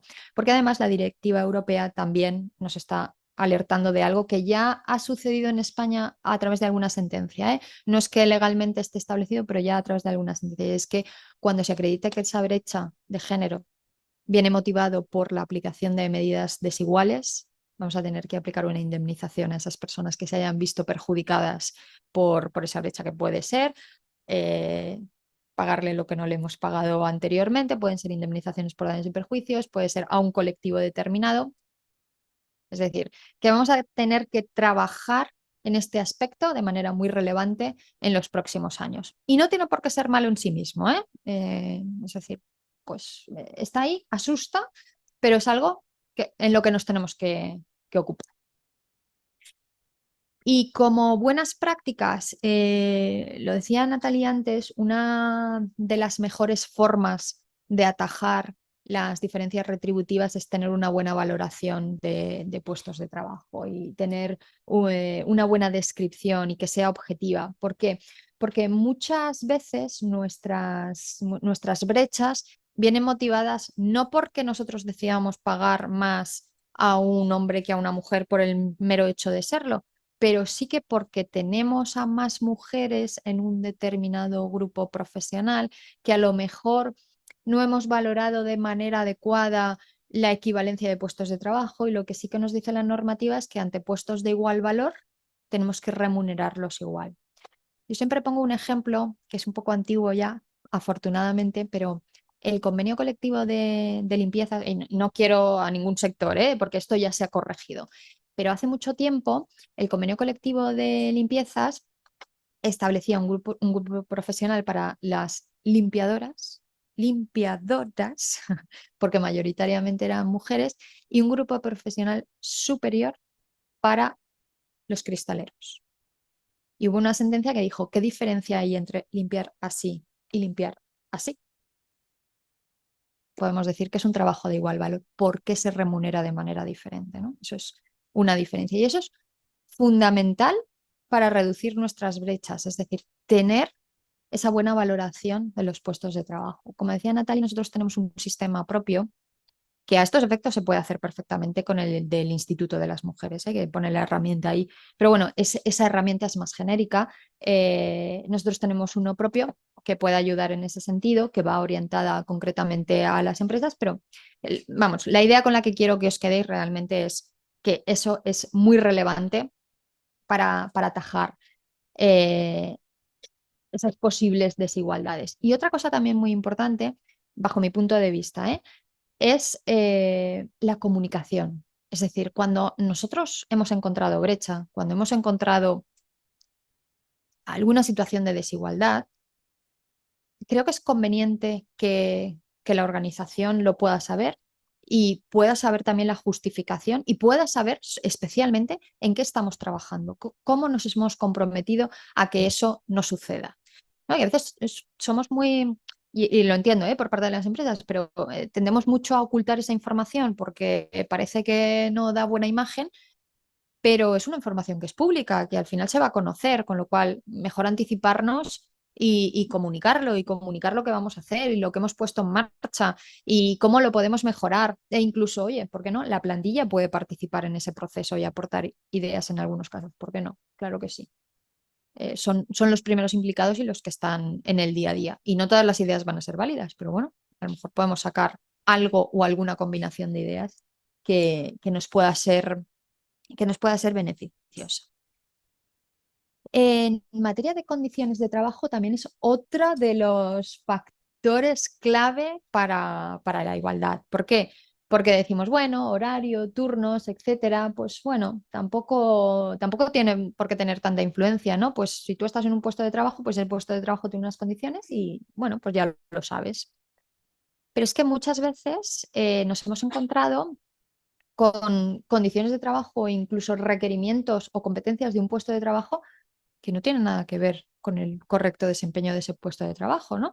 Hace no mucho tiempo estamos viendo un puesto en marketing y me decía su responsable, no, es que aquí realmente, claro, no puede ser responsable de marketing tal persona, que concretamente era mujer, porque aquí necesitamos dedicación horaria, porque si hay algún evento, pues tiene que estar. ¿Es necesario? ¿Realmente es necesario? Es decir, ¿has probado si esa persona, pese a tener familia, que supongo que el hombre también tendría familia, esto también, pese a tener familia, si un día determinado tienes un evento fuera de la jornada laboral, te lo va a poder atender? Es que a lo mejor es que sí. O sea, el requerimiento de disponibilidad horaria es siempre o tengo un evento al, cada 3 meses. Entonces, todas esas cosas, ¿no? También son importantes en las condiciones de trabajo. Y luego también lo que nos encontramos mucho a veces es, pues, es un hecho, ¿no? Que las mujeres nos ocupamos más del cuidado de la casa de la familia que los hombres, y es una realidad social y está cambiando, pero hasta que eso cambie realmente, pues aún va a pasar un tiempo, ¿no? Eh, y entonces, muchas veces, las condiciones de mi puesto de trabajo me pueden afectar y yo misma me puedo autodescartar para una promoción, incluso para seguir desempeñando ese puesto de trabajo y me voy a coger una reducción de jornada porque yo con esas condiciones no puedo. Oye, pues abordemos la posibilidad de que esa persona pueda cambiar de puesto de trabajo durante un tiempo, el tiempo que lo necesite. Y a lo mejor funciona perfectamente o adaptemos, vamos a explorar esas posibilidades, ¿no? De adaptar, vamos a ver si podemos hacer un menor horario de trabajo porque vamos a poder concentrar más la jornada, vamos a ver si los viernes podemos no trabajar el viernes por la tarde. Todas esas cosas que yo que he estado en el sector industrial, porque yo toda mi vida he sido abogada, pero tuve un parón de 2 años ahí que fui directora de recursos humanos de un grupo industrial, había como aversión a conceder el viernes por la tarde porque es como, y si algún día es necesario que vengan a trabajar un viernes por la tarde, lo tienen libre, ya no van a querer trabajar. Bueno, es que no podemos hacer esas asunciones, quiero decir, debemos partir de que todas las personas que tenemos son responsables, nunca hemos tenido ningún problema con el horario que tenemos, no lo vamos a tener por si un viernes al año tienen que venir a trabajar, no creo que nos digan que no. Entonces, es un poco explorar, ser un poco, bueno, pues en ese sentido, ver cómo funciona. Oye, poner en marcha a lo mejor medidas temporalmente, ver si funcionan, pues si funcionan las dejamos, si no funcionan las cambiamos, que para eso está, esto es dinámico. Es decir, lo que funciona nos lo quedamos, lo que no funciona no es necesario que lo sigamos haciendo. Esto va muy en línea con lo que ya habíamos hablado, entonces tampoco vamos a detenernos demasiado en cómo podemos intentar mejorar el uso corresponsable de, bueno, pues de la vida personal, familiar y laboral, ¿no? Lo que sí os diré en todas estas medidas es que tienen que ser igualitarias para ambos sexos, es decir, que muchas veces, y esto todavía sucede en algún convenio colectivo que lo he visto, tendemos a que las medidas de conciliación se las apliquemos a las mujeres o les mejoremos las medidas de conciliación a las mujeres. Y eso es una medida discriminatoria porque estamos asumiendo que son las mujeres las que tienen esa obligación. Y aunque socialmente eso sea así, es que socialmente lo tenemos que cambiar. Con lo cual, no me vale decir, y tú por ser mujer vas a tener 2 semanas más de descanso añadidas a tu descanso por maternidad. No, porque entonces me ocuparé del recién nacido 2 semanas más que lo pueda hacer el padre o el otro progenitor, ¿no? Entonces, es pensar siempre que esas medidas tienen que ser igualitarias y fomentar incluso que sean también los padres o los progenitores que no sean la madre, que es que ahora es un poco complicado hablar de estos temas, pero bueno, eh, que quien se ocupen de manera igualitaria y que haya un reparto. Incluso en alguna empresa se ha planteado, es una empresa del sector farma, ya sé que es un sector un poco, pues bueno, que tiene unos horarios también un poco más flexibles, ¿no? Pero se planteó incluso en un momento determinado y se llegó a poner en marcha ese beneficio, es decir, si tú, hombre, ejerces tus derechos de conciliación, vas a tener un beneficio mayor con referencia a la madre, ¿no? O a una madre trabajadora. ¿Por qué? Porque queremos fomentar en mayor medida que sean los hombres quienes también accedan a las medidas de conciliación y estamos dando ejemplo. Yo entiendo que eso también tiene un coste económico, entiendo también las circunstancias de cada empresa, que cada uno sabe lo que tiene en su propia empresa, pero bueno, si tenemos la posibilidad, pues también es una forma de ir en ese sentido. Y luego otro tema relevante es la infrarrepresentación femenina, ¿no? Pero infrarrepresentación en todos los niveles. Normalmente suele ser vertical, ¿no? Vamos a ser realistas y los comités de dirección, si vemos las fotos de los comités de dirección de los consejos de administración, pues es una mayoría hombres. Esto es una realidad y más allá de que tengamos una directiva europea también que en el año 2026 vaya a imponer que el 40% de las mujeres en los consejos que haya un 40% de mujeres en consejos de administración, pero hoy por hoy tenemos esa circunstancia. Lo que decía del inicio, ¿esto significa que mañana vayamos a tener que tener una directora general o que vayamos a promocionar a mujeres que realmente no tengan las capacidades, no tengan las habilidades o que tampoco tengan el interés? Porque no todos tenemos que tener la expectativa de llegar a ser director general o estar en el consejo de administración. No, pero sí que tenemos que, bueno, pues ante igualdad de condiciones, intentar promocionar a las mujeres, porque si no va a ser muy difícil que, sobre todo en los puestos superiores, vayamos a tener esas mujeres que van a ser necesarias que tengamos en el año 2026, ¿no? Por normativa europea. Y luego también porque reporta beneficio a la empresa, es decir, cuanto más diverso sea un comité de dirección, más ámbitos y más visiones tendremos, más temas podremos abordar y probablemente eso vaya a ser, bueno, probablemente no, es que está demostrado, está estudiado, eso va a ser mejor para nuestro negocio.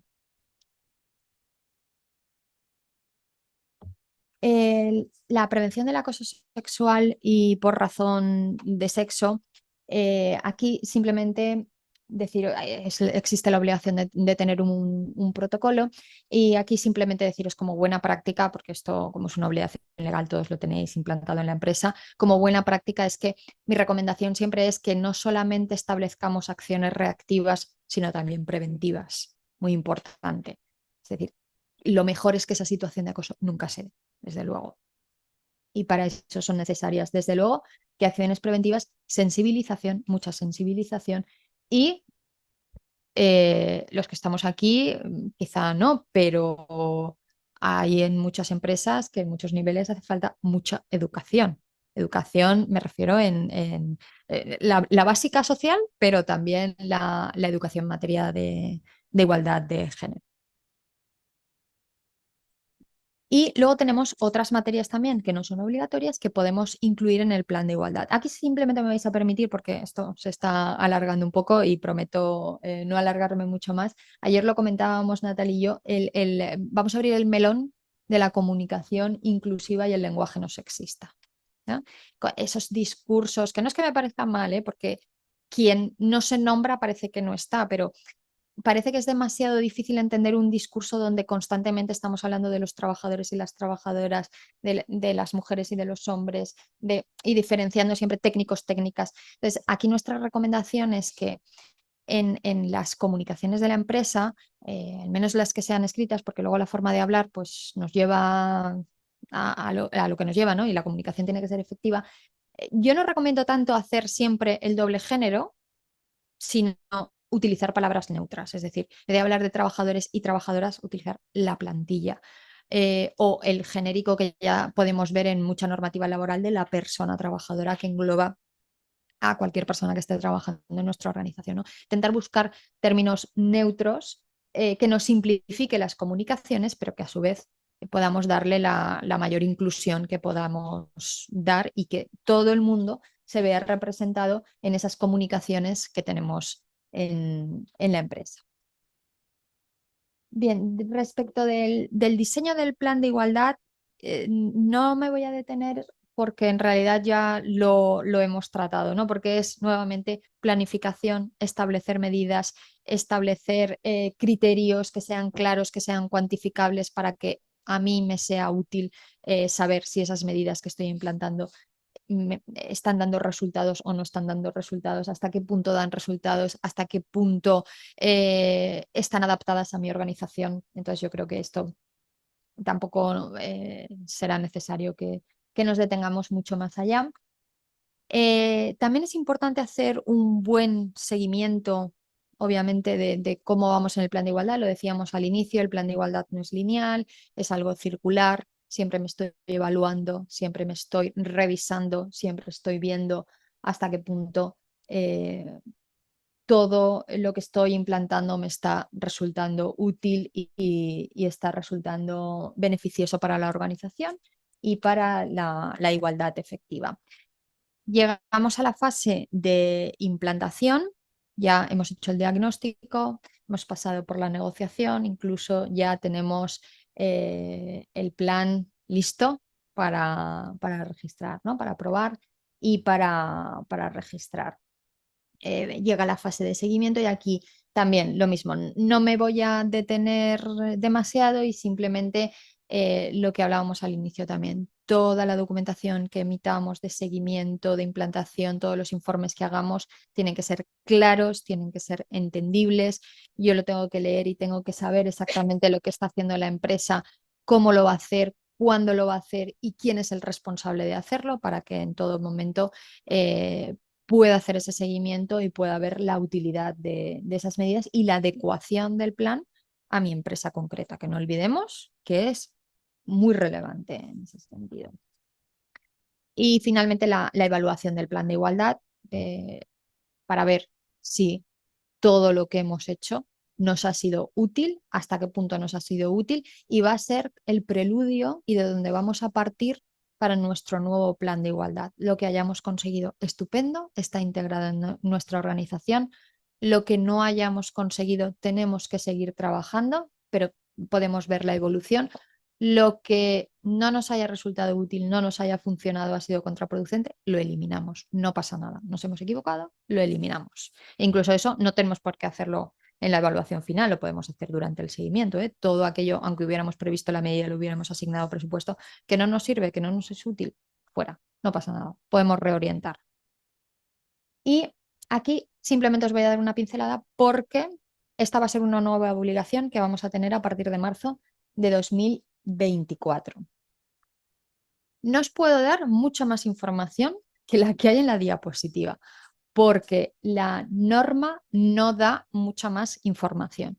Y aquí simplemente como pinceladas, en marzo de 2024, aquellas empresas, y esto es curioso, voy a remarcarlo, de más de 50 trabajadores, no a partir de 50 con el plan de igualdad, de más de 50 trabajadores, van a tener la obligación de implantar este tipo de medidas. Por una parte, van a tener la obligación de tener un conjunto planificado de medidas para alcanzar la igualdad real y efectiva de las personas LGTBI. La norma no nos clarifica si por escrito, si no por escrito, ni cómo lo tenemos que hacer, ni cómo no, con lo cual, libertad, recomendación, por supuesto, escribirlo, como mínimo tener una política, como mínimo tener algo donde se refleje cuáles son esas medidas, cuál es nuestro compromiso, cómo vamos a actuar. Sería como un mini plan de igualdad, que no es un plan de igualdad ni con tantas fases, pero podría hacerlo. Lo que sí que vamos a tener que establecer es un protocolo de actuación para la atención del acoso y la violencia contra las personas LGTBI. Lo mismo, medidas preventivas y luego también medidas de investigación y de erradicación de ese tipo de conductas. En los planes de igualdad también vamos a tener que incluir a ese subcolectivo, es decir, ya no solamente tenemos que tener en cuenta la igualdad de género, sino que también tendremos que analizar e incluir a las personas trans con especial referencia a las mujeres trans. Y todo esto, la norma nos dice que deben ser medidas negociadas. Aquí no nos dice negociar de buena fe, que obviamente la negociación de buena fe siempre se tiene que dar. No nos dice que se podrá alcanzar acuerdo, no, son medidas negociadas. ¿Qué pasa con las medidas negociadas? Está muy bien porque el consenso siempre es mucho mejor que el disenso, desde luego. Pero ¿qué pasa? Que muchas veces estas medidas, que es una obligación legal además, que queremos tenerlas incluidas en nuestra organización, puede ser moneda de cambio para otras cosas. Entonces nos podemos ver enzarzados en una negociación de este tipo de medidas intercalando, qué sé yo, que si el calendario laboral, que si los turnos, cosas que no tienen absolutamente nada que ver y que nos quitan el foco de lo que realmente tenemos que negociar y donde tenemos que ir. Y luego yo también a esta normativa, viendo, oye, la necesidad de ella y las bondades de ella, le veo también un problema. Es decir, a mí la norma me está imponiendo proteger a unas personas, me está imponiendo a adoptar medidas de protección a unas personas que yo no tengo el por qué saber si las tengo en mi organización. Porque no es algo, una persona gay, yo no tengo el por qué saber que es gay porque visualmente yo no lo sé o no hay nada escrito en su DNI como sí que hay hombre-mujer, ¿no? puede ser que no lo sepa. Entonces, ¿cómo adopto medidas concretas para proteger a esas personas si no sé qué personas tengo en mi organización? Y el colectivo LGTBI es amplísimo. Es decir, no me sirve todo para todos. Entonces, ahí vamos a tener una dificultad importante. Pero supongo que el 8 de marzo nos saldrá algún reglamento que nos aclarará un poco todo esto. Y simplemente con esto, por vuestras caras yo creo que os ha interesado. Aquí tenéis nuestros contactos, pues si tenéis alguna duda, alguna cuestión, lo que queráis, estaremos encantadísimos de poder hablar. Desde luego que ahora vamos a abrir un torno de preguntas si tenéis alguna duda o algo que queráis comentar, incluso vuestras propias experiencias. Y bueno, pues os damos las gracias por haber asistido hoy y bueno, pues como os decía al inicio, encantadas de estar con vosotros.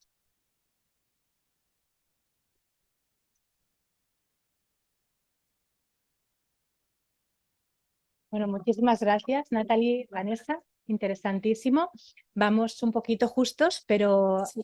habíamos prometido que habría tiempo para preguntas, así que si os parece pasamos el micro.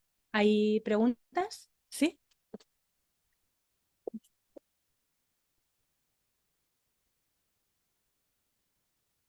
Hola, Hola, sí, el también. micro ahora. Mi duda es, por ir al grano, para no robar tiempo. Hablabais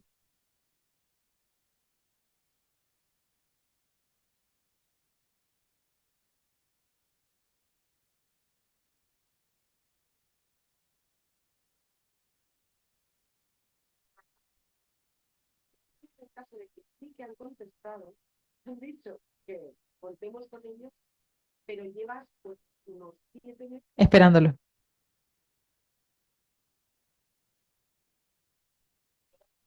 Te hacen una pregunta, a lo mejor en un caso de una cadena hotelera con centros de trabajo, unos con comités, otros con delegados, otros sin representación sindical, tienen que constituir una parte de representación pues peculiar y no hay manera de que podamos salir de ese bloqueo. ¿Qué aconsejáis en estos casos? Pues mira, yo te digo mi experiencia personal, pero es verdad que mi experiencia personal no tiene por qué servir en todos los casos, ¿no?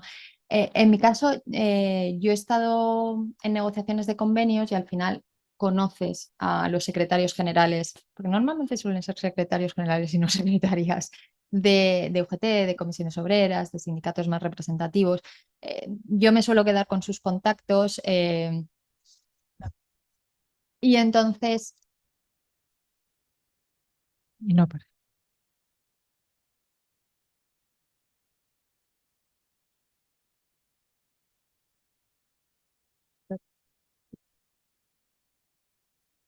Sí, eso es bastante habitual, es verdad, es que están intentando atender cada vez con más celeridad las peticiones. Es verdad que en algunas regiones van un poquito más rezagados por los medios que puedan tener. Yo ahí recomiendo, por una parte, obviamente insistir, seguir insistiendo para que por lo menos por parte de la empresa exista la constancia de que se ha intentado por todos los medios. Y lo que intento también al inicio siempre es que el sindicato me dé varios nombres, es decir, que haya varias personas en esa negociación y siempre digo lo mismo, oye, es que si no puede venir un día a la reunión, pues que pueda venir otra persona que pueda cubrirla, que pueda hacer las veces.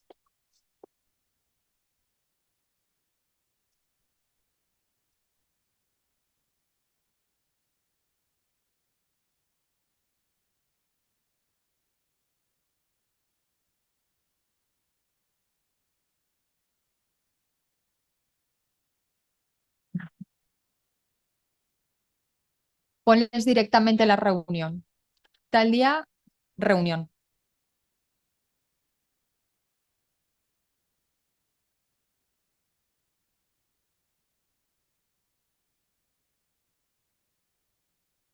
pero se te va a vencer. O sea, ya lo habéis negociado con ellos todo eso y no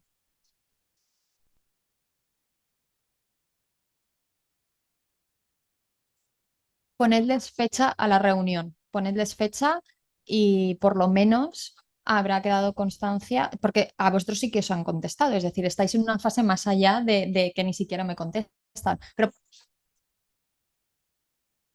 pero nunca vienen.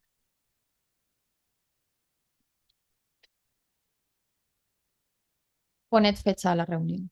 Y si no se presentan, pues yo haría otra nueva convocatoria de, oye, como no habéis podido asistir, lo intentamos de nuevo. Y si ya no hay manera, pues ya con todo eso por escrito, con todas las acreditaciones, pues ya intentaría Registra. registrar.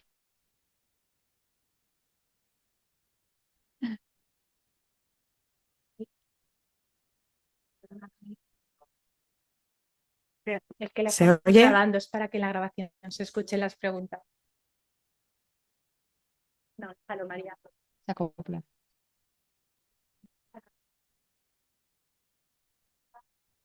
Estamos implicados, pero no ha habido comunicación en el plan de igualdad. No es culpa que hay uno que nunca se nos ha presentado. En el cambio de gobierno, en el departamento de recursos humanos de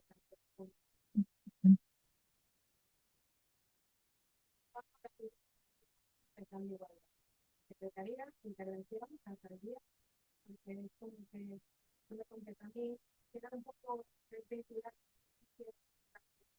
de la empresa que responde a ese plan de igualdad.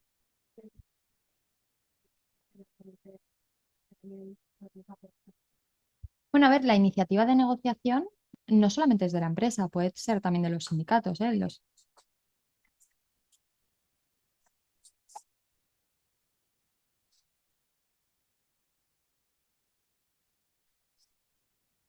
Es lo que yo hago es el plan de igualdad.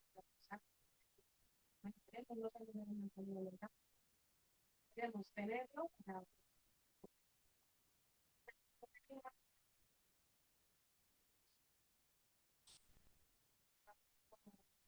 Un limbo.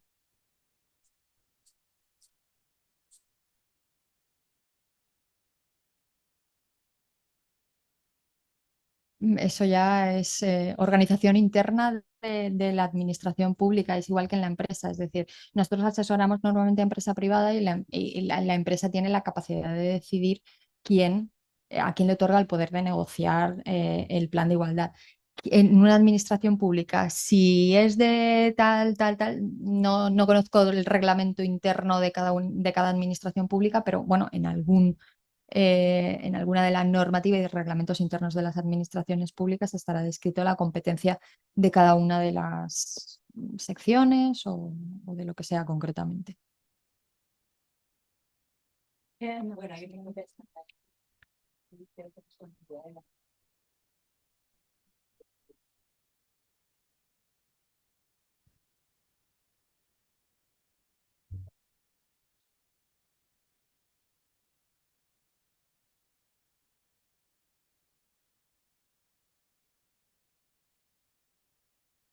Vale, ¿tenéis alguna pregunta más? Sí, por aquí delante.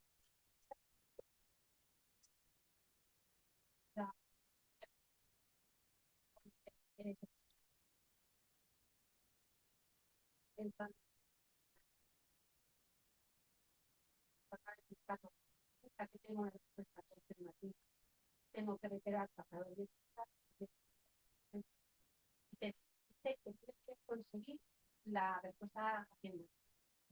Cuando dentro de ese proceso de experiencia de cómo actuar, y ya está desvelado el tiempo, porque está de moda mucho de los 10 días, pero creo que todo es muy justo. Ya no puedes funcionar. Sí, a ver, aquí hay dos cuestiones. Por una parte es que podamos tener un requerimiento de la inspección de trabajo y por otra parte es el requerimiento que nos puedan hacer desde el registro de planes de igualdad, ¿vale? Que efectivamente te dan 10 días en el registro de planes de igualdad y si a mí me faltaba una de las materias obligatorias del diagnóstico, pues difícilmente en 10 días voy a poder hacerlo. Se puede solicitar una prórroga, ¿eh?